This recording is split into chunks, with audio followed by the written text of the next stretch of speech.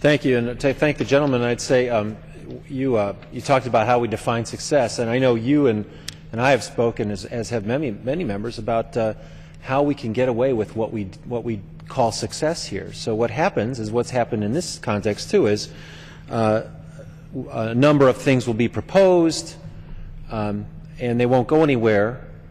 And then what will happen is a bunch of finger pointing will come after. Well, I proposed this, I voted for it, I voted against it. Imagine if you were a CEO of a company that made a product, and you said, I created a great product, I think you really like it, and it sounds great to the CEO, and the CEO says, wow, that sounds terrific, and how many did you sell? Well, I didn't sell any, but they really should buy it. And that's what Congress is doing. That's kind of how we define success around here. Well, I stuck them with a good bill, even though no one's going to vote for it.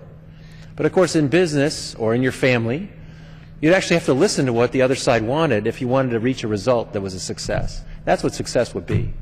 And I thank you for pointing that out. I would also say on no budget, no pay, which I also supported, the concept that if Congress doesn't do its job, we shouldn't get a paycheck.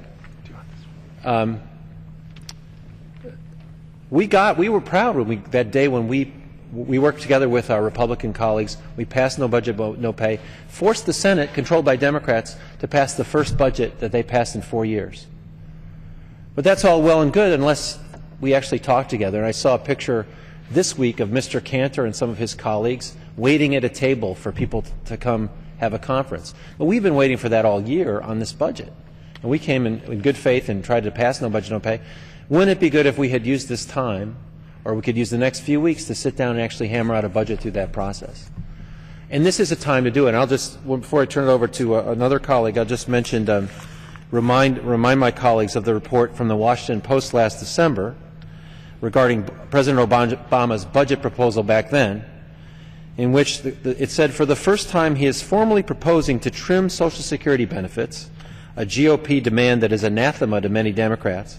He is also offering to make meaningful reductions in Medicare benefits, including higher premiums for couples making more than $170,000 a year. And he visited each of the caucuses earlier this year and told the House Democrats, by the way, you can't take $3 out of Medicare for every dollar you put in.